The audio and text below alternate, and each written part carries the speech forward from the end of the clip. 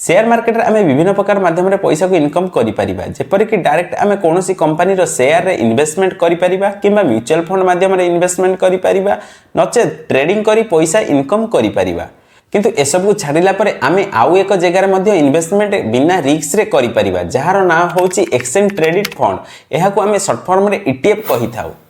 एही ईटीएफ कौन एहा किपरि काम करे एथिरे केते रिस्क अछि एहाकू किपरि बाय सेल करि हबो आज मु एही वीडियो रे आपनकू कहिबी। जदि बिना रिस्क रे शेयर मार्केट रे पैसा लगाई इनकम करबा को चाहुचंती ताहले एही वीडियोटी को प्रथम रु शेष पर्यंत देखंतु। जदि एही वीडियोटी आपनकू पसंद लागे ताहले लाइक एवं सब्सक्राइब करबा को भूलिबे नाही। नमस्कार मु चंद्रकांत दास मु आपनकू स्वागत करछि Odia investor and trader channel को। प्रथम आम ईटीएफ को जानिबा पूर्व म्यूचुअल फंड बाबद में जानिबा निहाती दरकार ताहले जाई ईटीएफ को आहुरी भलसे आम बुझी पारिबा। जदि आपण म्यूचुअल फंड कौन जानि नाहांती एवं म्यूचुअल फंड बाबद में जानिबा को चाहुचंती ताहले ऊपर थिबा आइकन बटन को क्लिक करी आपण म्यूचुअल फंड बाबद में जानि पारि। जेपरि म्यूचुअल फंड रे बहुत लोक मिसी गोटे फंड को सिलेक्शन करी सेही फंड को मंथली किंबा एकाकालीन पैसा देई थांती। सेठारे एक्सपर्ट थांती फंड मैनेजर थांती एवं पूरा टीम थाए जे माने मिसी आम पैसा को शेयर मार्केट रे इन्वेस्टमेंट करी थांती। आमको कोनोसी प्रकार टेंशन नेबा को पड़े नाही किंबा कोनोसी कंपनी रो फंडामेंटल एनालिसिस करबा को पड़ी न थाए। विभिन्न लोक विभिन्न प्रकार फंड एवं विभिन्न प्रकार एएमसी कंपनी को बाची थांती।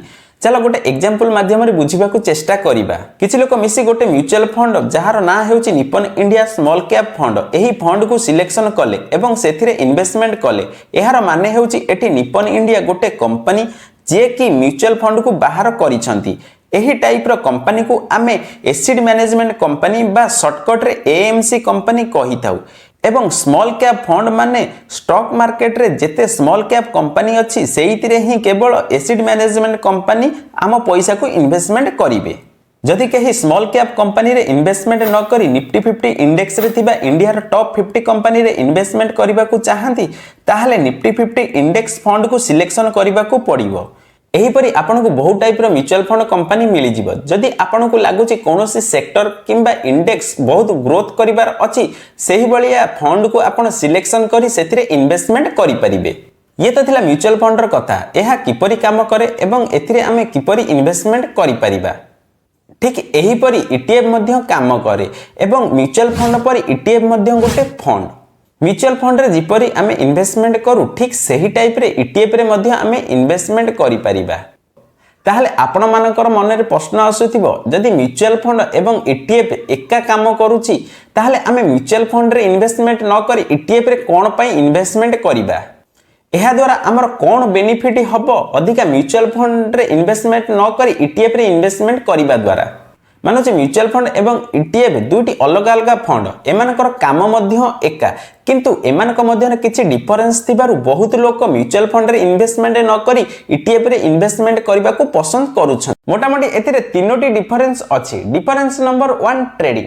म्यूचुअल फंड रे आमे ट्रेडिंग करि परिबा नाही किंतु ईटीएफ रे आमे ट्रेडिंग करि परिबा।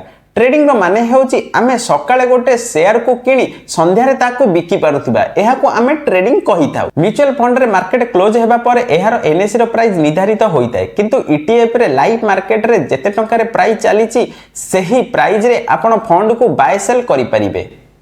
Difference number 2 expense ratio. Mutual fund किंबा ईटीएफ रे जेतबेले आमे पैसा इन्वेस्टमेंट करिबा पई देई थाउ सेतबेले प्रथमे किछि चार्जेस आम पैसा रु काटि नियंती एही दुई फंड किंतु म्यूचुअल फंड तुलन रे एक्सपेंस रेशियो ईटीएफ रे बहुत कम थाए। 3 नंबर डिफरेंस हेउची एग्जिट लोड।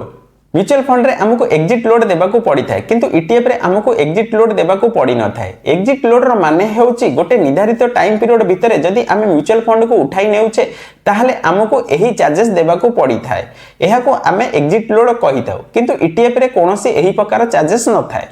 हाँ जदि आपण म्यूचुअल फंड किंबा ईटीएफ रे इन्वेस्टमेंट करबा को चाहुचंती ताहले आपण को गोटे डिमांड अकाउंट निहाती दरकार हेबो। सेति पई मु डिस्क्रिप्शन रे किछि भलो भलो ब्रोकरंकर लिंक दे देछि सेतिरे क्लिक करी आपण डिमांड अकाउंट खोली परिबे। म्यूचुअल फंड रे जेउ एसिड मैनेजमेंट कंपनी थांती सेमाने तांको मन इच्छा जे कोनोसी फंड रो बास्केट बनेई पारंती। जेपरि स्मॉल कैप आउ मीडियम कैप को नहीं गोटे फंड बनई मार्केट रे लॉन्च करि परिबे किंबा तांकु जदि लागे लोक माने बेसी एआई किंबा ईवी रे इन्वेस्टमेंट करबा को चाहुचंदी ताहले से एआई एवं ईवी सेक्टर को नहीं गोटे फंड बनई मार्केट रे लॉन्च करि परिबे।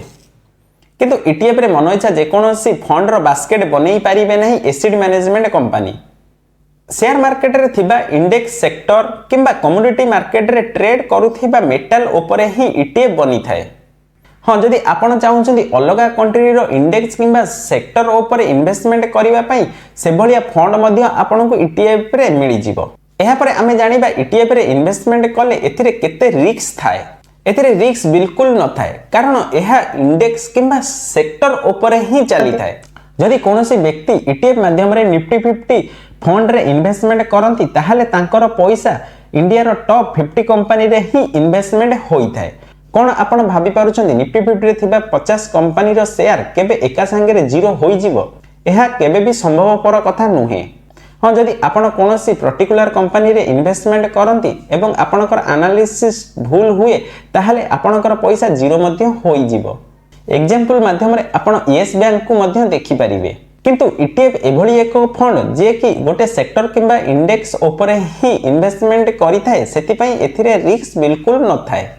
हाँ, एठी आपण गोटे छोटिया जिनसटे मन रखिबे जेतेबेले गोटे ईटीएफ को आपण बाछुछंती सेथिरे वॉल्यूम टिके अधिका थिबा दरकार।